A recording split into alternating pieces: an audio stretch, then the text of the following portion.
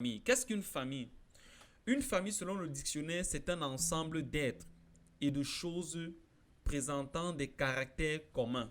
Ça, c'est la définition d'une famille. Une famille également, c'est un ensemble de personnes unies par l'hérédité ou par alliance. Nous allons dire à quelqu'un que c'est Dieu qui a créé sa maman, que c'est Dieu qui a créé son papa. Nous allons dire à quelqu'un que c'est Dieu qui a créé son frère, que c'est Dieu qui a créé sa sœur. Nous allons dire à quelqu'un que c'est l'Éternel qui a créé sa grande sœur, c'est l'Éternel qui a créé sa tante, c'est l'Éternel qui a créé son oncle. Parfois, nous avons souvent cette tendance à croire que comme nous sommes dans la foi, nous allons négliger nos familles. Comme nous sommes dans la foi, nous allons nous isoler de nos familles sous prétexte qu'ils ne sont pas des chrétiens, sous prétexte qu'ils ne sont pas dans la foi. Mais la Bible dit dans Genèse 1 que c'est Dieu qui a créé ton père, c'est Dieu qui a créé ta mère. Bien aimé, Aaron s'occupait des choses spirituelles. Le Seigneur nous a donné une famille spirituelle en Christ. Et le Seigneur nous a donné également notre famille dans la chair. Si par exemple, il y a des cas que nous connaissons, nous prenons un cas. Quelqu'un est malade. Il est vraiment malade. Qui va passer des nuits et dormir à l'hôpital, faire tout ce qu'il y a lui à faire? Est-ce que c'est l'église? Non. C'est très rare. Ceux qui vont s'endetter, faire des prêts d'argent, surendetter, qui vont même faire tout pour que tu trouves la guérison, pour qu'on puisse payer les soins à l'hôpital, c'est la famille. C'est cette maman qui t'a accouché qui va pouvoir dormir à l'hôpital sous des moustiques, surtout dans notre contexte ici en Afrique, sous les moustiques, sous le froid, sur toutes ces choses. Pourquoi? Afin que tu trouves la guérison. Maintenant, s'il faille contribuer, c'est vrai, l'église va contribuer, mais si ta maladie dure 2 ans et que tous les jours on demande des contributions, laisse-moi te dire qu'à un moment donné, l'assemblée ne pourra plus contribuer. Mais ce que l'assemblée pourra faire tous les jours pour toi, c'est prier. Le rôle de la famille spirituelle, c'est prier, afin que tu trouves la guérison. Oui. Bien aimé, j'aimerais encourager quelqu'un de ne surtout plus couper d'avec ta famille.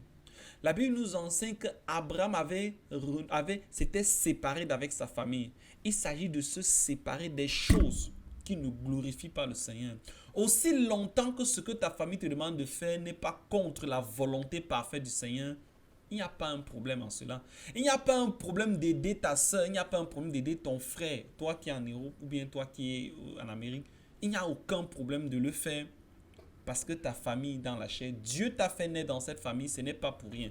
D'ailleurs, la parole de Dieu nous enseigne dans 1 Timothée chapitre 2 verset 3 à 4 que car cela est bon et agréable aux yeux de Dieu notre Seigneur qui veut que tous les hommes soient sauvés et qu'ils parviennent à la connaissance de la vérité.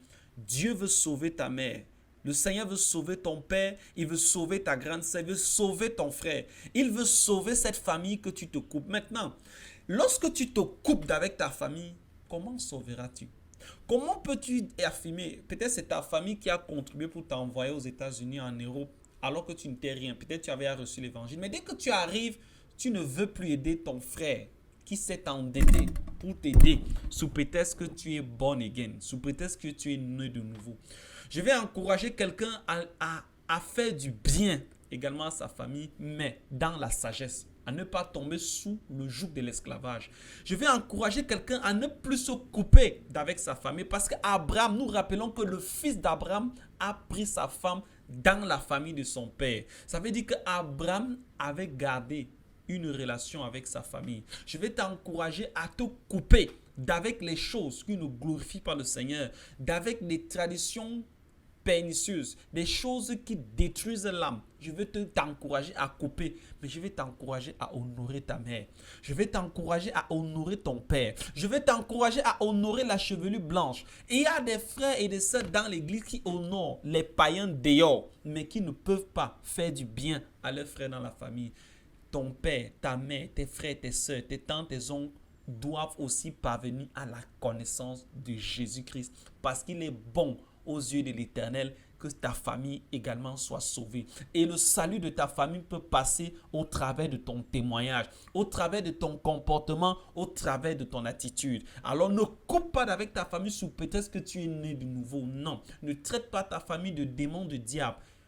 Bien-aimé dans le Seigneur, le but, Aaron et ses fils s'occupaient de l'aspect spirituel et les autres trois familles s'occupaient de l'aspect physique. Chacun a son rôle.